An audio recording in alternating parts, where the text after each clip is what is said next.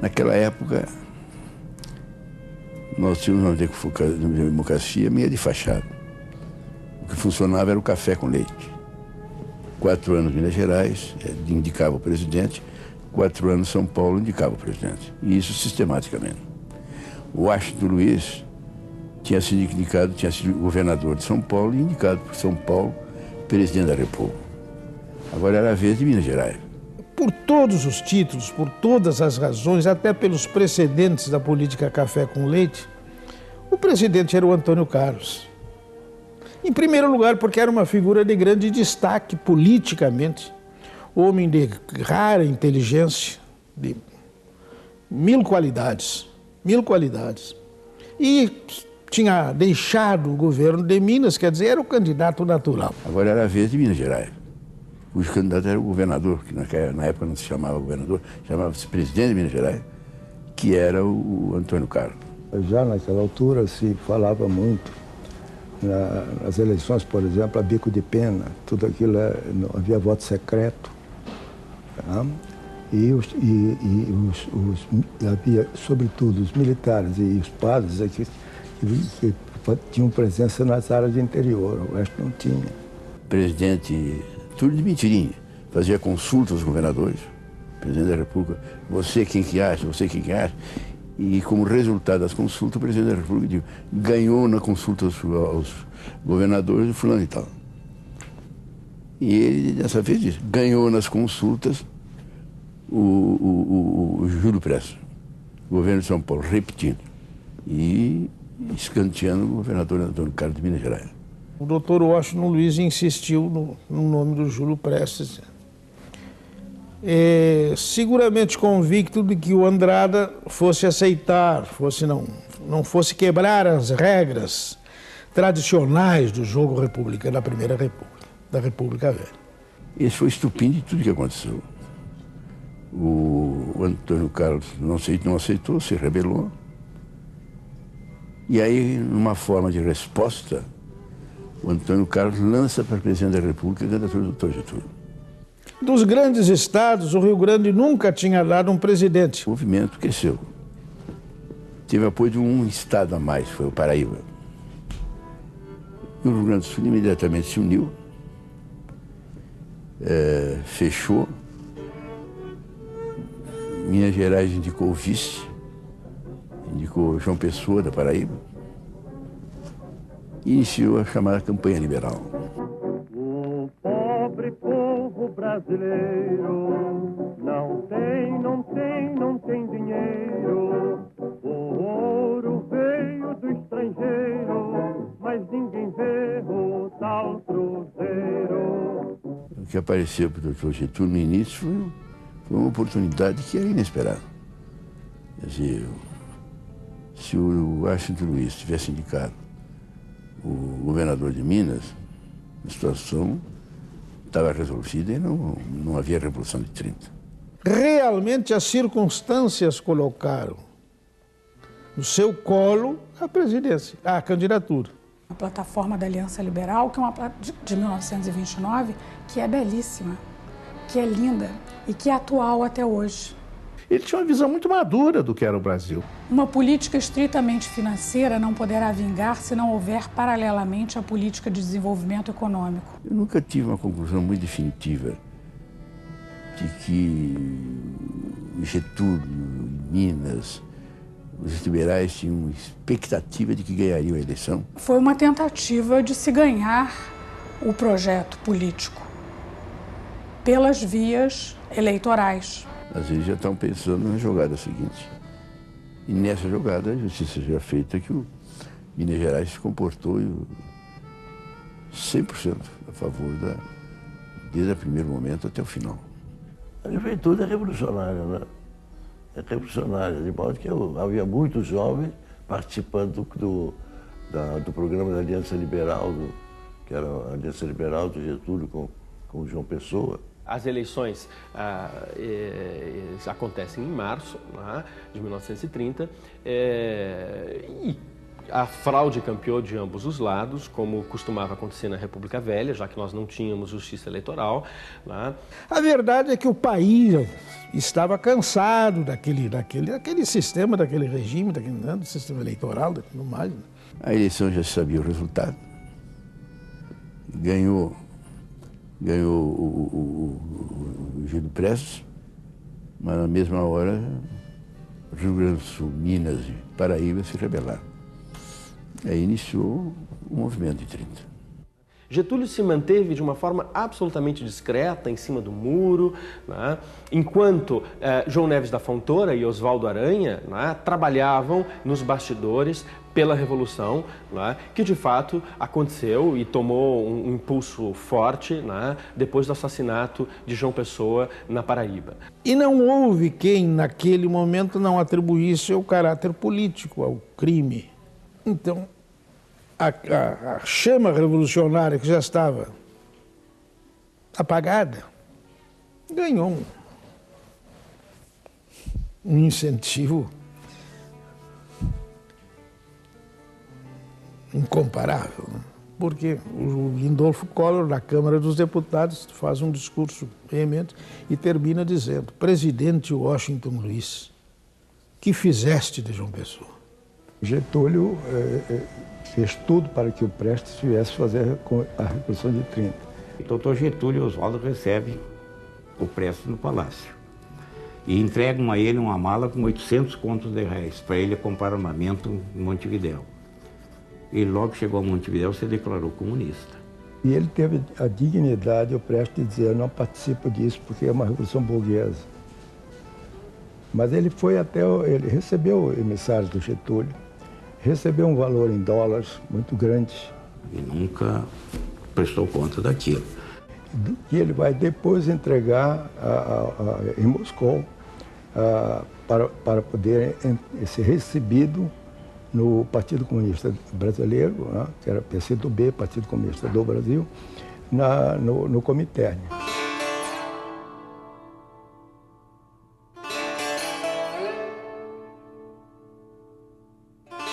Quando menos se espera, se estoura a Revolução. Naquela época, a Brigada do Rio Grande do Sul era quase que um exército.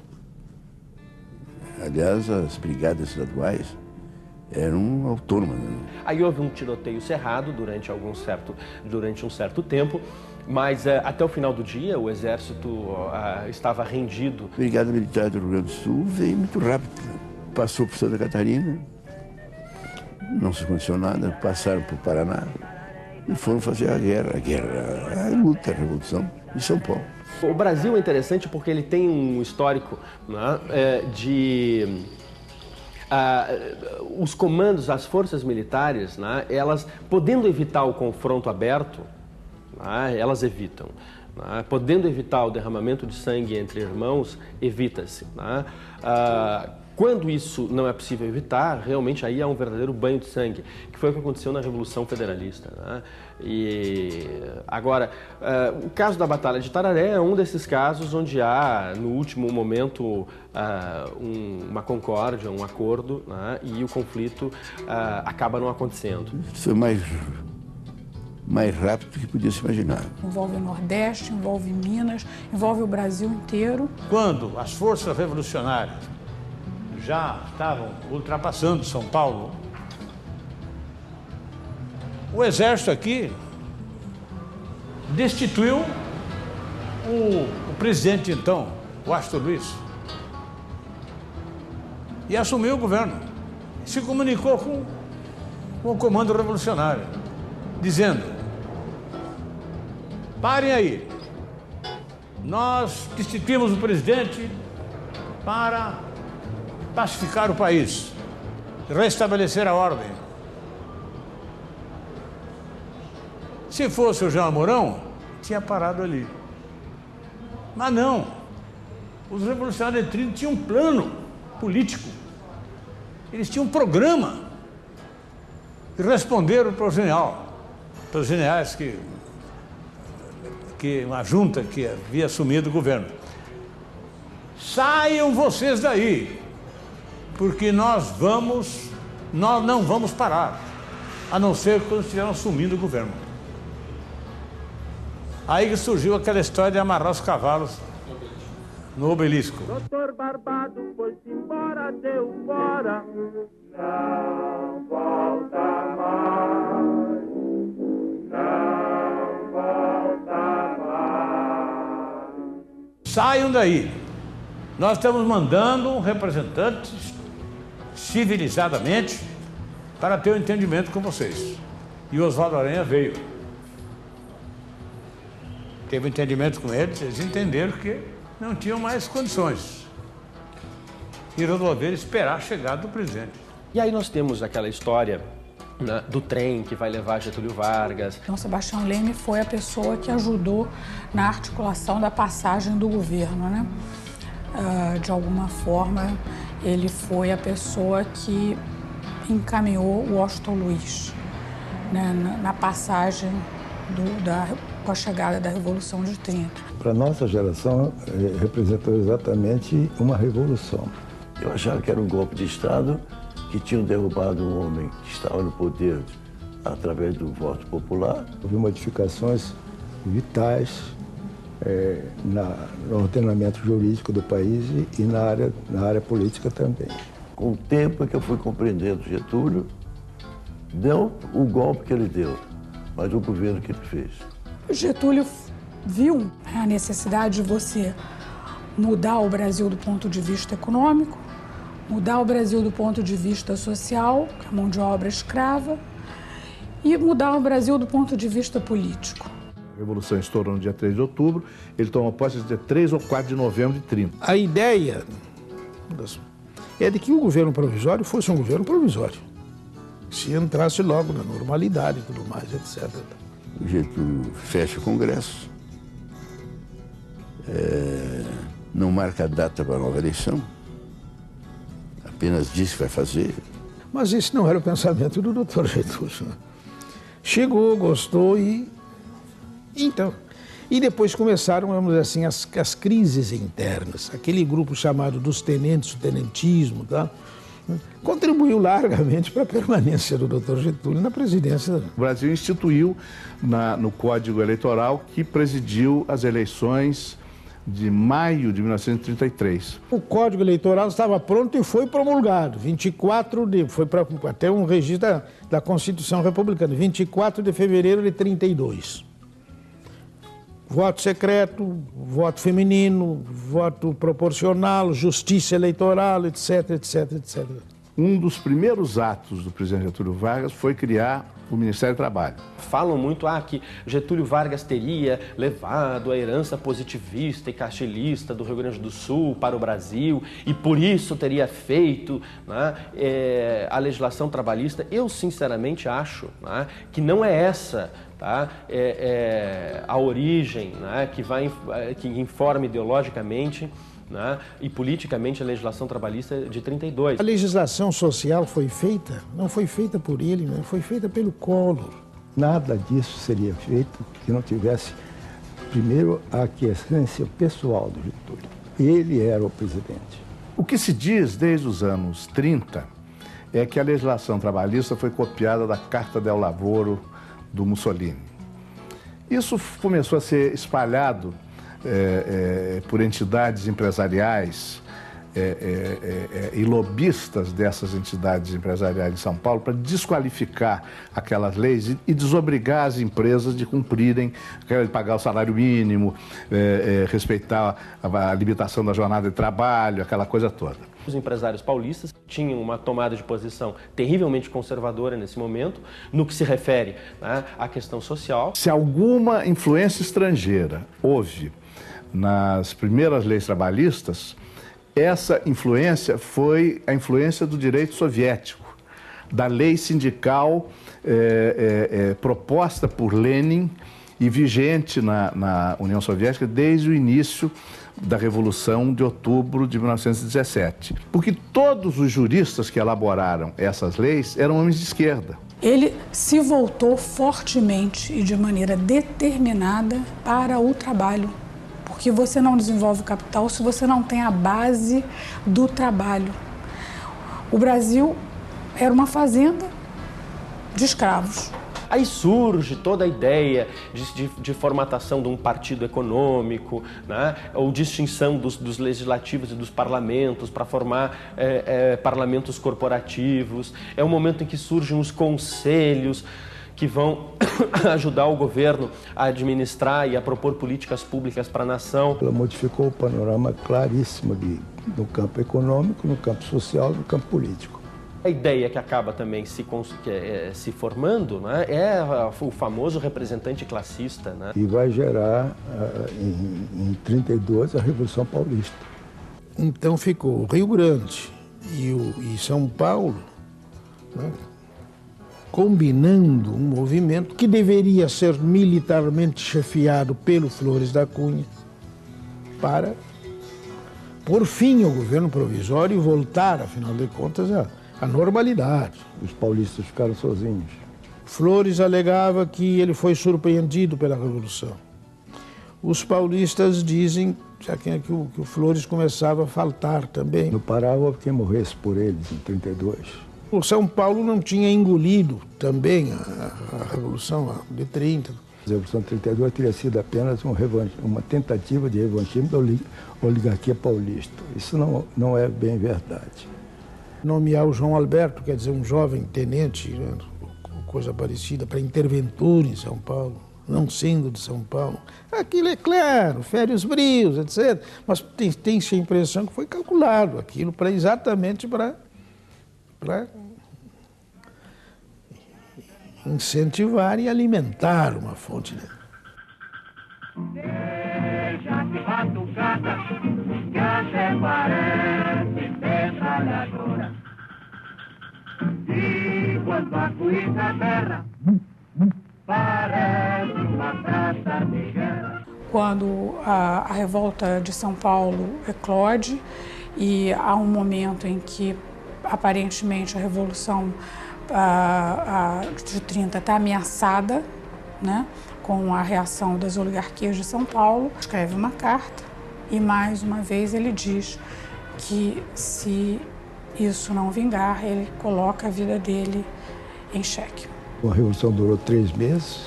Ele acabou conseguindo o apoio de todos os governadores do Brasil contra São Paulo, né? Eles foram derrotados.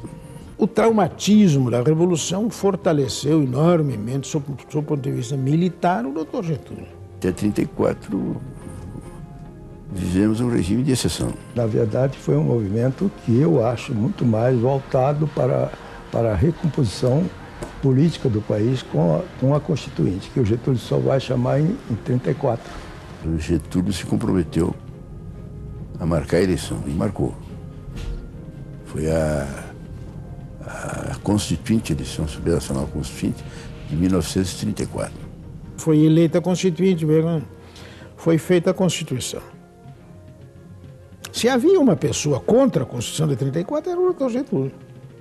E ele, aliás, disse, creio que foi o Moisés Velhinho, que o visitou no dia da promulgação, ele disse que seria o primeiro reformista da Constituição.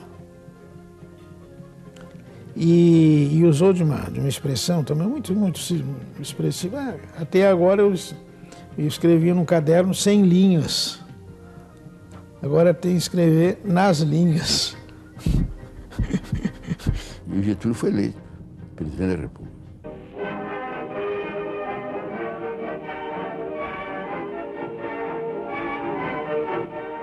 Ele faz uma política muito convencional do ponto de vista econômico. Getúlio faz a política do café, né?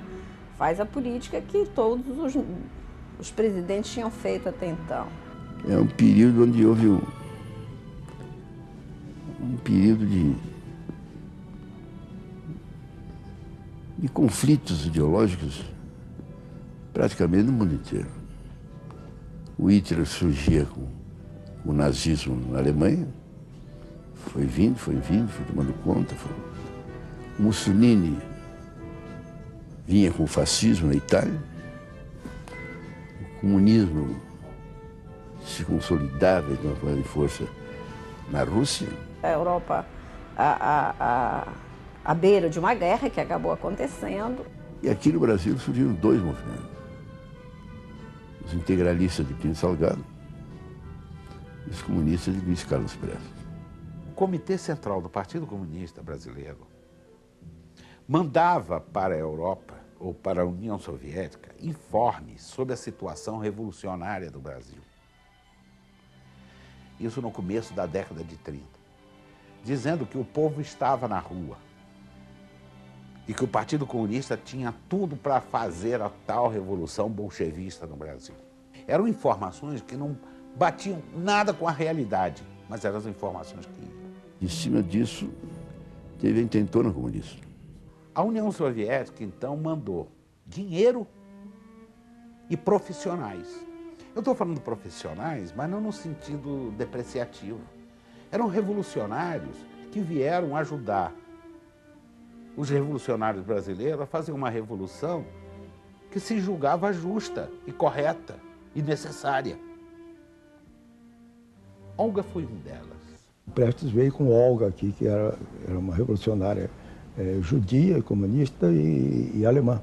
Olga respondia por crimes, segundo a lei alemã, ela respondia processo na Alemanha.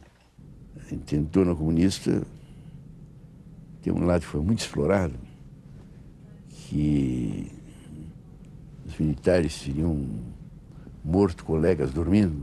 Se deu então a revolta de 35, que marcou o distanciamento total do Getúlio com eles.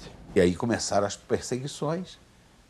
E a coisa era tão mal feita, aqueles informes eram tão irreais, que sequer você não tinha nenhum esquema de fuga para esse pessoal. Os dois viviam numa casa no bairro do Meier, no Rio de Janeiro, como um casal e tal, até que alguém denunciou, foram lá e prenderam. Quando o Prestes é encontrado, que a polícia especial entrou, ela se colocou na frente, entre os que estavam prendendo e o Prestes. E, portanto, deu o apoio dela. Se matassem, seria ela o alvo. E o Prestes dizia, não me matem. E foi levado para a prisão. E aí a Alemanha pediu a extradição. Havia o problema da gravidez dela, mas aí todos os depoimentos que você tem, testemunhos e livros e fontes, mostra que o Filinto Miller informou a Getúlio que ela não estava grávida. Eu perguntei para ele sobre a Olga Bernardi Prestes. Ele disse assim, olha, Major, ela era uma rebelde alemã e eu mandei isso aí para o Supremo Tribunal Federal decidir. Quem decidiu foi o Supremo Tribunal, não fui eu que mandei ela para ser presa lá, não. Ela foi extraditada em 1936. Em 1936, não havia guerra. A Alemanha, embora com Hitler no poder, não estava em guerra com ninguém. Nessa mesma época, os países do eixo estavam formando um pacto anticomintern, que era um pacto, digamos assim, para combater o comunismo, né? E nesse sentido, a entrega da Olga sinalizava que o Brasil apoiava essa linha de combate e se colocava ao lado das potências ou dos países que estavam se propondo combater o comunismo. O que se fez com a mulher do Prestes, da Olga, foi um absurdo. Entregar uma mulher grávida para ser morta pelos nazistas. Os nazistas ainda tiveram uma certa dose de humanidade, porque pouparam a hora. Judia e comunista, no nazismo era para ser morta na hora. Esperaram que ela tivesse o filho, que está aí, a filha, e até quando ela ultimasse o leite materno. Só depois disso, então, é que ela foi morta. Realmente, o Luiz Carlos Prestes, do ponto de vista humano, pessoal, tinha tudo para odiar Getúlio.